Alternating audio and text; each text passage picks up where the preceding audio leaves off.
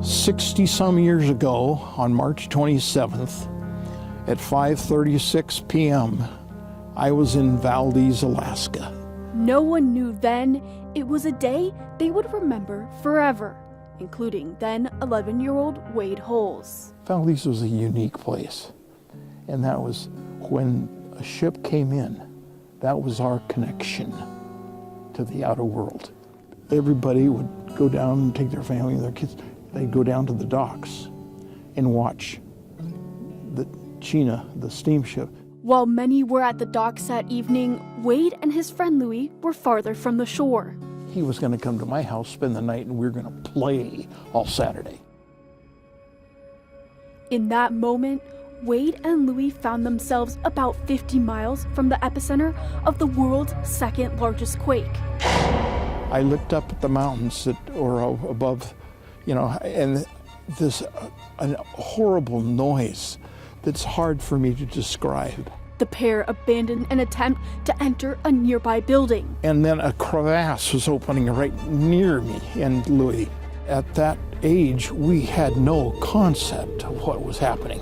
I was standing right there, seeing a crevasse open up and close and open and close. A dog caught in the fissure. I saw Tyke, the back end of him, go into a crevasse, and he was just hanging on to the top ground with his two front paws. And I saw the crevasse close on it. And then it opened back up again. And old Tyke, I had never seen him move so fast. Louis' dad spotted the boys. The road that he was on, he was going from side to side. After the ground finally stopped shaking, Louis and Wade headed home, not knowing an underwater landslide had triggered a tsunami that had taken out the docks and many of the people greeting the China steamship. I was not aware of all the disaster that had taken place down at the docks. And I was not aware of all of my friends that had lost their lives. Up to that point, my parents didn't know if I was at the docks too. Wade's name was found on the missing persons list. Finally, I got there to my mom and sisters, and my dad came running in, and he says, Wade, where have you been? His mom whisking the family off to higher ground. When the tsunami hit, I was sitting with my mom and two sisters in a car on Thompson Pass. His dad, the town's postmaster, staying behind.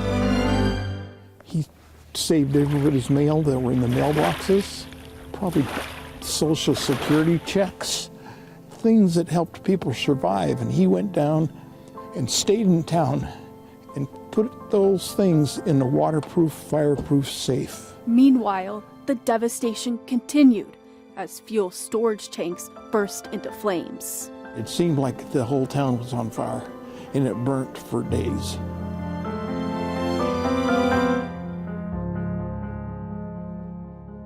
Six decades later, Wade relived the quake's impacts. A lot of bad